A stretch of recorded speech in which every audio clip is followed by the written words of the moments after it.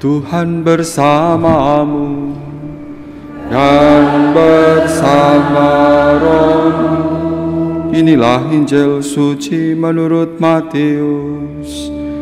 Dimuliakanlah Tuhan. Dalam khotbah di bukit, Yesus berkata, "Kalian telah mendengar bahwa disabdakan, kasihilah sesamamu manusia dan bencilah musuhmu. Tetapi aku berkata kepadamu, kasihilah musuh-musuhmu dan berdoalah bagi mereka yang menganiaya kalian. Karena dengan demikian kalian menjadi anak-anak Bapamu di surga. Sebab Ia membuat mataharinya terbit bagi orang yang jahat dan juga bagi orang yang baik. Hujan pun diturunkannya bagi orang yang benar dan juga bagi orang yang tidak benar. Apabila kalian mengasihi orang yang mengasihi kalian, apakah upahmu? Bukankah pemungut cukai juga berbuat demikian?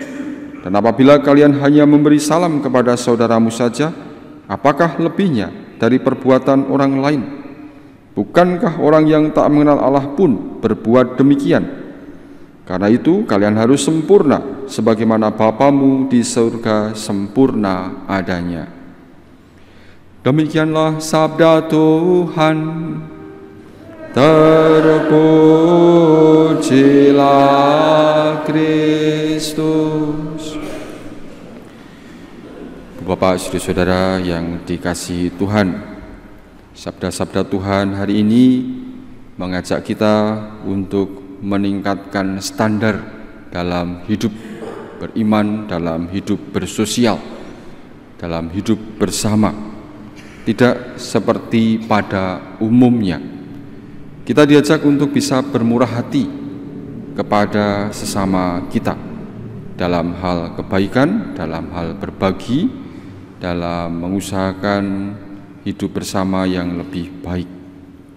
Dalam hal berbagi, kita diajak untuk mau berbagi, tidak menunggu saat kita berkelebihan, saat kita berkelimpahan. Saat kita berkekurangan pun, dalam segala keterbatasan, kita pun bisa untuk berbagi kepada sesama.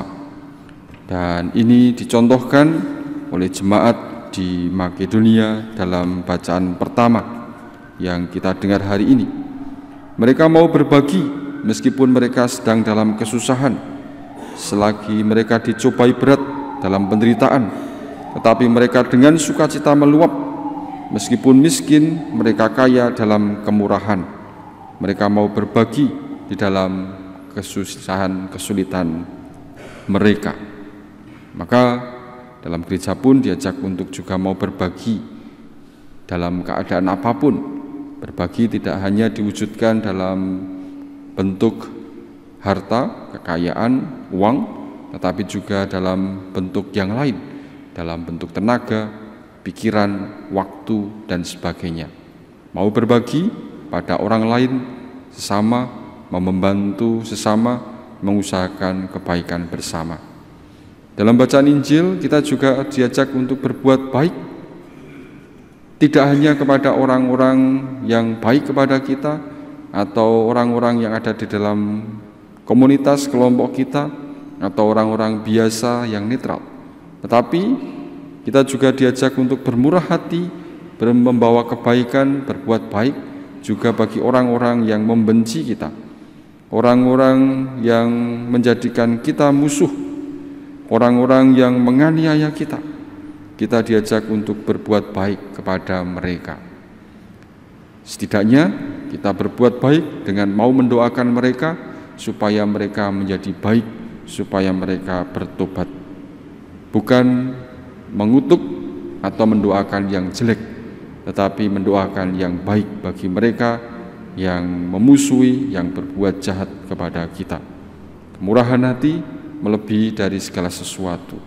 Dan semuanya itu kita lakukan karena kita menyadari Allah yang lebih dulu bermurah hati mengasihi kita. Bagaimana Allah tetap mengasihi kita meskipun kita dalam keadaan berdosa. Allah menyinari kita dengan matahari pada siapapun juga, baik orang baik maupun jahat, memberikan hujan kepada siapapun juga, baik mereka yang baik maupun yang buruk. Dan kita semua diajak untuk menimba kasih itu agar kita wujudkan di dalam kehidupan kita. Mari kita mohon berkat Tuhan, semoga hidup kita menjadi semakin sempurna sebagaimana Bapa sempurna dalam hal kebaikan, dalam bermurah hati kepada sesama kita. Kemuliaan kepada Bapa dan Putra dan Roh Kudus.